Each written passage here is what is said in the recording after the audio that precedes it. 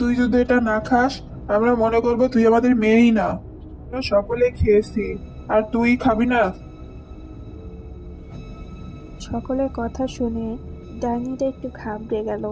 সে ধরা পড়ার ভয়ে সে বলল, ঠিক আছে মা, দাও, আমি এক্ষুনি খেয়ে নিচ্ছি। তোমরা যে কি যে করো না, দাও, এই নে। ডাইনিটা পানিটা নিয়ে ঢক ঢক করে খেয়ে নিল। একটু পর তার সারা শরীর জ্বলতে শুরু করলো।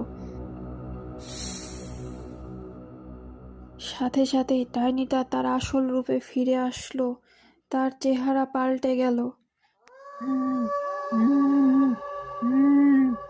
আমাকে ছেড়ে দে তোরা, আমাকে ছেড়ে দে বলছি, ছেড়ে দে।